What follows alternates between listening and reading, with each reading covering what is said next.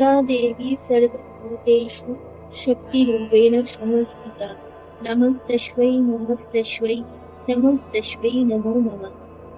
শরতের হিমেল হাওয়া, ঢাকের বাদ্য আর কাশফুলের দোলায় বাংলার হৃদয়ে যে উৎসবের ঢেউ উঠুক, তা শুধুমাত্র পুজো নয়, তা এক জীবন্ত ইতিহাস, এক আত্মিক অনুরণন।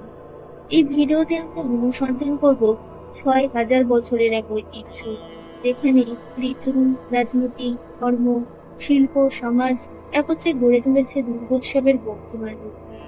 জমিদারি প্রথার ছায়ে গড়ে ওঠা উৎসব, প্রাচীন পুরাণে বিধিবদ্ধ পূজার পদ্ধতি আর মহিষাসুর মর্দিনী রূপে দেবীর প্রতীক, সব মিলিয়ে দুর্গাপুজো হয়ে উঠেছে বাঙালির আত্মপরিচয়ের প্রতীক। বিদ্যাপতির কবিতায়, উদয়গিরির মুক্তে, মহাভারতের স্তোত্রে দেবী বিদ্যমান সর্বত্র সর্বকালে। তিনি শক্তি, তিনি করুণ, তিনি বাংলার প্রাণ। বলে শুরু করি আজকের এই ঐতিহাসিক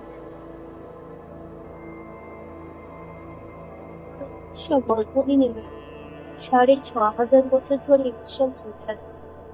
আসল কথা হলো শারদ উৎসব, যার অর্থ শরৎ ঋতুর প্রবেশ জড়িত উৎসব। এই কথাটা বাংলাদেশের দুর্গাপুজোর ইতিহাসে প্রকৃতি বিচার করলে বোঝায়। এই ব্যাপক বাৎসরিক উৎসবের সাথে মধ্যযুগের সামন্ততন্ত্র আর পরবর্তীতে জমিদারি তালুকদার তন্ত্রের যোগ দিয়েছে।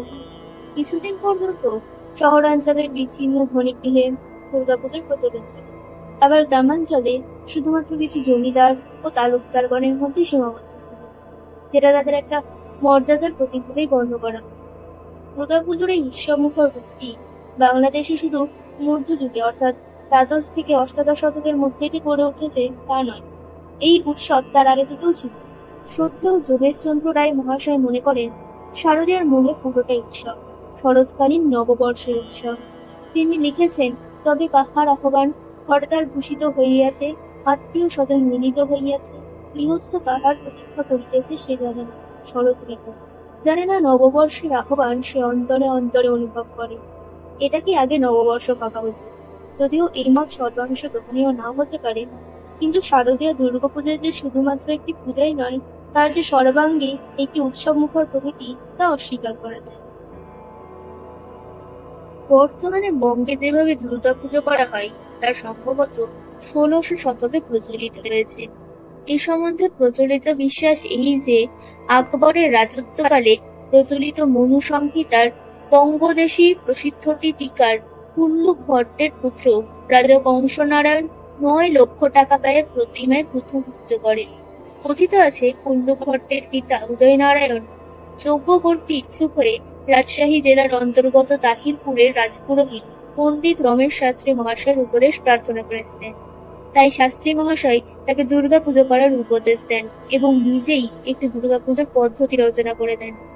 অত্যন্ত জাঁকজমক সহকারে সে পুজো সম্পন্ন করেছিলেন সম্ভবত উদয়নারায়ণের পৌত্র রাজা কংসনারায়ণ।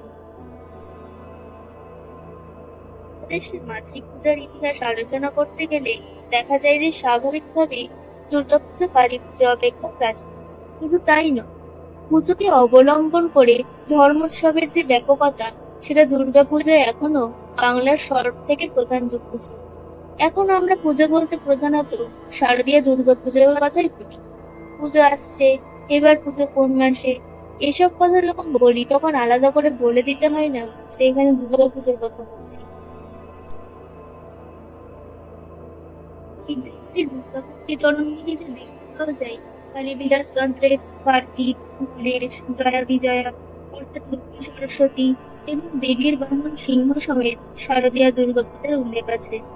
প্রাচীন পুরাণের মধ্যে যুক্তি পুরাণের সংক্ষেপে গৌরী প্রতিষ্ঠা ও পুরুষ পূজার উল্লেখ আছে। ওই পুরাণে পূজার বিধিও বৃষ্ট হয়। গরুড় পুরাণে নবমী তিথিতে দেবী দুর্গার পূজা বিধি বর্ণিত আছে। এই দেবী পূজার বিধানকারগণের পরিচয় অনেকেই দিয়েছেন। স্বামী জগদীশচারানন্দ তার শ্রী শ্রী চণ্ডীর ভূমিকায় তার সংক্ষিপ্ত বিবরণ দিয়েছেন, যা হলো খানিকটা এরকম।